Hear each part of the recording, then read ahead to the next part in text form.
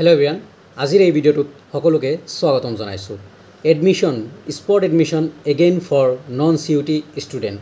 যিবোৰ ষ্টুডেণ্টৰ non C U T আছা, যিবোৰ ষ্টুডেণ্টৰ এডমিশ্যন হোৱা নাই এতিয়ালৈকে, ডিফাৰেণ্ট কলেজত ল'ব মন আছে বা BS কলেজত ল'ব মন আছে, ধুবৰী কলেজত ল'ব মন আছে, কোকৰাঝাৰ কলেজত ল'ব মন আছে বা প্ৰাগজ্যোতিষ কলেজত ল'ব মন আছে, যিকোনো কলেজত ল'ব মন আছে, নন চি ইউ টি হৈছা তুমি, non C U T student তুমি, দেন তোমাৰ কাৰণে এগেইন অপৰচুনিটি আছে। প্লিজ ভালকৈ কথাখিনি শুনিবা। যিবোৰ ষ্টুডেণ্টে ইতিমধ্যে এডমিশ্যন লৈছা তোমালোকৰ কাৰণে ন' প্ৰব্লেম, তোমালোকে বিন্দাছ আগষ্টৰ 1 তাৰিখৰ পৰা ক্লাছ কৰিবা। যিবোৰ ষ্টুডেণ্টে এতিয়ালৈকে এডমিশ্যন লোৱা নাই নন চি ইউ টি, তোমালোকে কি কৰিব লাগিব এতিয়া? তোমালোকে স্পট এডমিশ্যন 28, 29, 30 জুলাই তাৰিখে তোমালোকৰ স্পট এডমিশ্যন এগেইন হ'ব। স্পট এডমিশ্যনৰ কাৰণে 28, 29, 30 জুলাই তোমালোকৰ কাৰণে ধাৰ্য কৰা হৈছে বা ফিক্স কৰা হৈছে।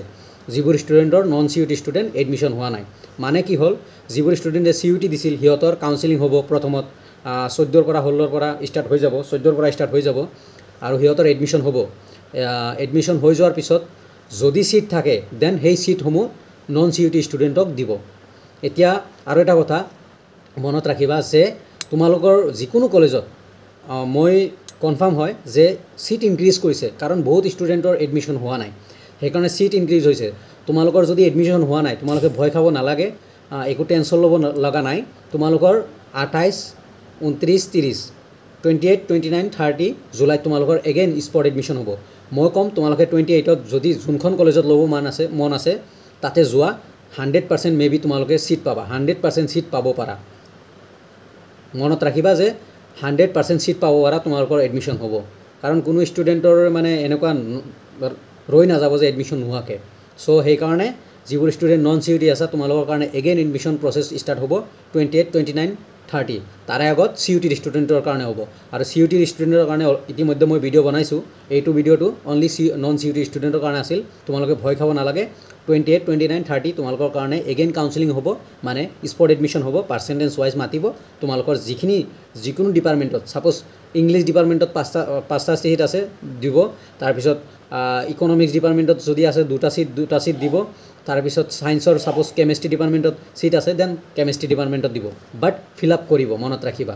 চ' সেইকাৰণে ষ্টুডেণ্টৰ যদি এডমিশ্যন নোহোৱাকৈ আছা, প্লিজ কাইণ্ডলি 28 ডেট ফিক্স কৰি লোৱা মাইণ্ডত যে 28, 29, 30 জুলাইত তোমালোকৰ যোনখন কলেজত ল'বা তোমালোকে যাব লাগিব।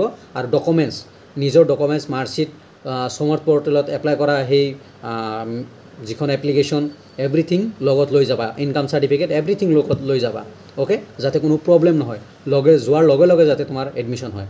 এইখিনি আছিল আপডেট। প্লিজ ভিডিঅ'টো ভাল লাগিলে লাইক, কমেণ্ট এণ্ড শ্বেয়াৰ কৰিবা।